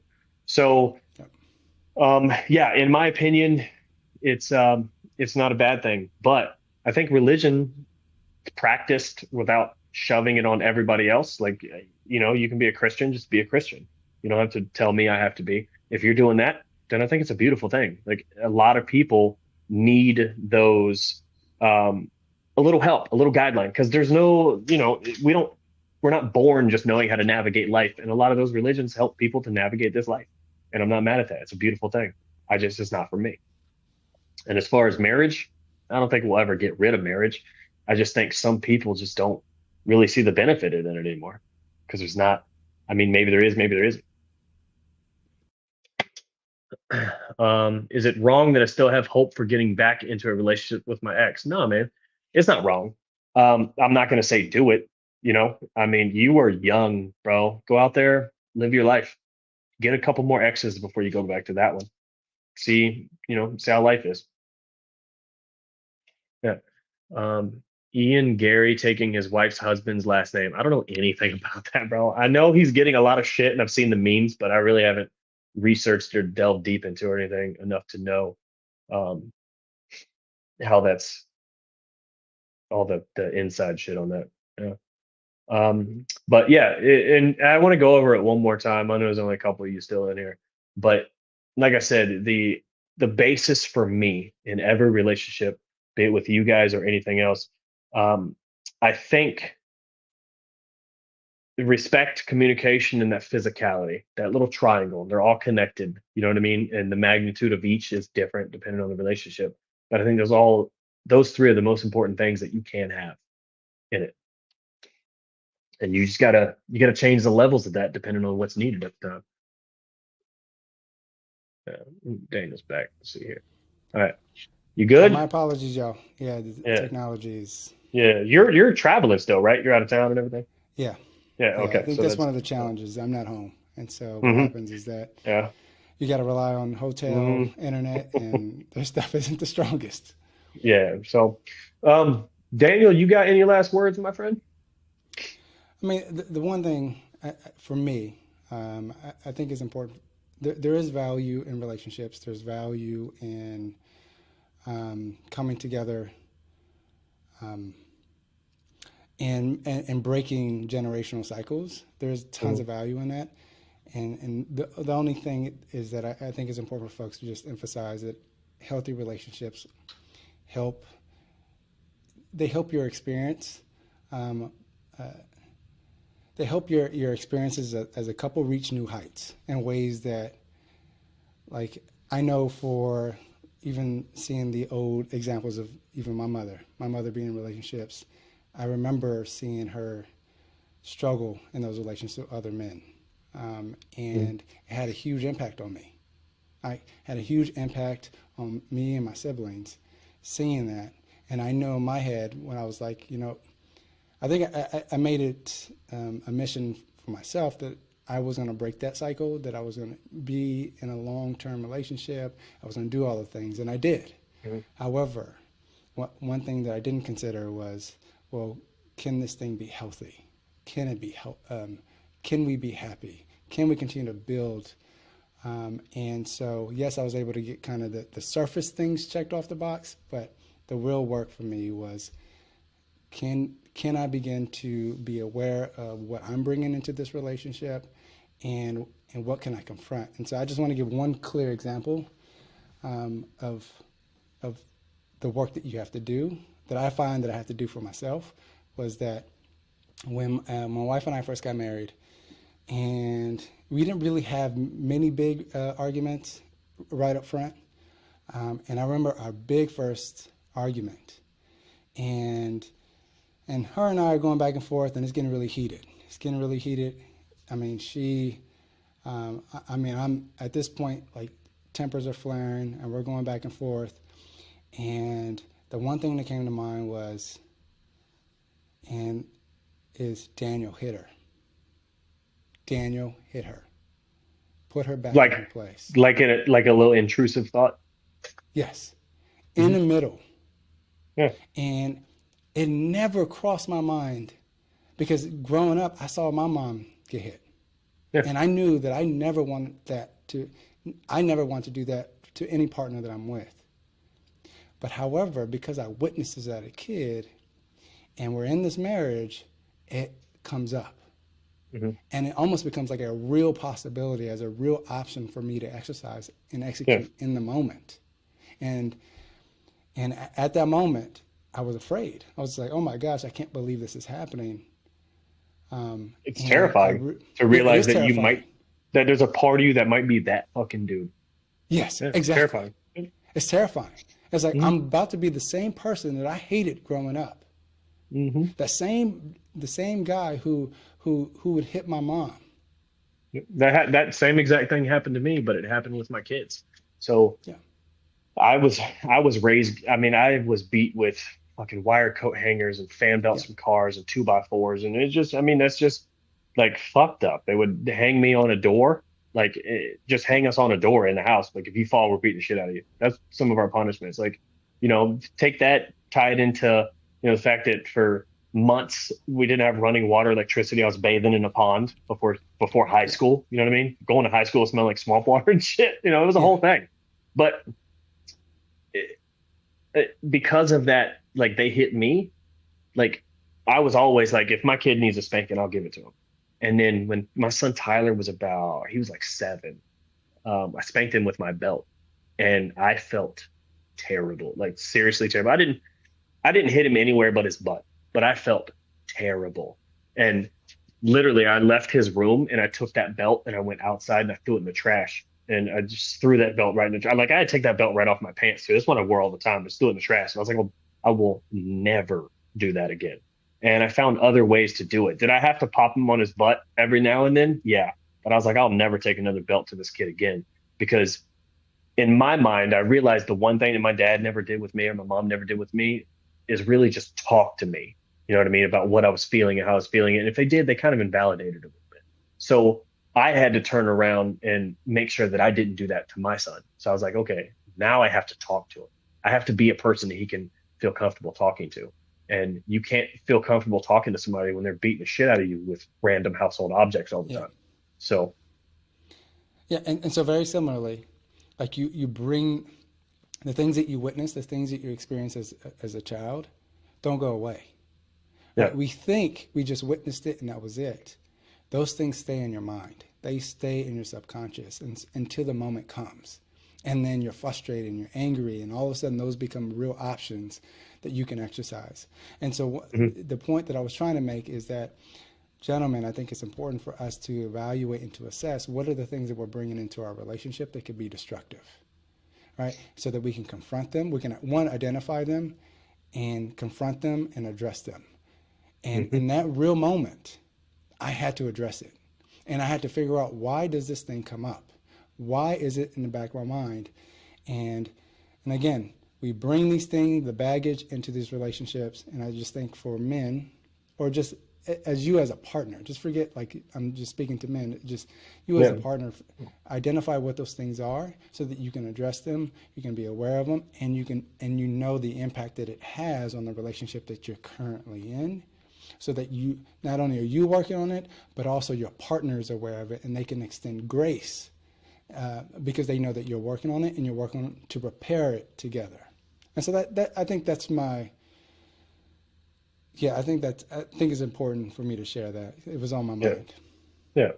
I think my final thing I'd like to leave everybody with is, if you learn nothing else, learn how to self-evaluate, learn how to objectively look at yourself and say, what are my strengths and weaknesses in this area? Just like you do for fighting. What am I good at? What am I not good at? Fix what you're not, develop what you are. Do the same thing in your relationships. If you have a problem with jealousy, find out why, figure it out. You know what I mean? But just don't make your issues somebody else's problems. And when you don't know what you're good at or what you're bad at, without doing it on purpose, you make your problem somebody else's, and that's, nobody can get through that. It's very hard to work through. Yeah, for sure. Yep. Well, I appreciate the discussion. And for sure. those who are still in here, look, again, we don't have the answers. We just navigate. I mean, we have tons of experiences, and we're just having honest discussions of how we feel. I mean, you even saw in the discussion, there were things that we disagreed with, some things that there were some good points that Weddle made that made me rethink my own position on things, my own vantage point. And so it's just having honest discussions, how we feel, and just kind of have a space for us to be able to discuss grown man shit. Yeah, I like it. When is the next episode? We don't know. Daniel and I are fucking winging this shit, man. We really are. We did pop in a couple group chats and in the Street Beast West Coast group, and we asked people what they want to talk about. This was one of the top things we heard about. But we have several other topics that we want to run through. So, I mean, in the next couple weeks, I would think. Yeah, for sure. I mean, and so if you want to know we would love to get some input and feedback from y'all. So what are some things that you would like us to address, to have conversations around? I know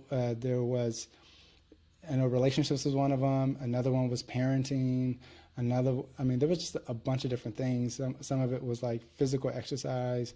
And so we're just going to just talk about all these different themes, all these different topics and subjects. And then there's going to be probably some opportunities to bring y'all in, right, to have the discussion with us. Apex, these group chats are they're event specific. So every event, there's a group chat made for that event. Sometimes if it's an event like an evasion group chat, those group chats stay alive. So just keep an eye out. A lot of these group chats will stay alive. So just jump in them and don't leave and see what happens. Yeah. Yeah, exactly. Good point. But some group chats, they almost like morph into something else. And so they do. Yeah. And so engage. And when you're in those group chats, don't just talk about fights, engage in other subjects, and you'll see the conversations kind of spring up in there. And then we can see what's going on, and then we can bring it to these conversations that we're having. Yeah, this is a good one right here. Yeah, reincarnation would be so cool. I'd probably just want to come back as me again. It's been pretty fucking dope. Not gonna lie. Yeah, it's been awesome. Yeah. So, sure. All right, ladies and gentlemen, I appreciate everybody tuning in, man. Thank you guys for watching. Yeah, for sure. And please like and subscribe to the channel. Share the content. The more you share the content, I think the more the conversation will go out there. And I think these conversations are really important for not only us, but for everyone else. And so we love your continued support. I was speaking just in, I was in marriage, but yeah, religion is. Hey, let's do a show on morals. Okay, for sure. Yeah, I like that. Yeah. So, all right, hey, 916, I just jotted that down, homie. We're gonna do a show on morals. So, yep. All right, guys. Everybody have a lovely evening. All right, peace. Thanks, y'all. Bye. Wow, man. Shout out to Hard in the Fight. If you haven't subscribed, what are you waiting for? That's right.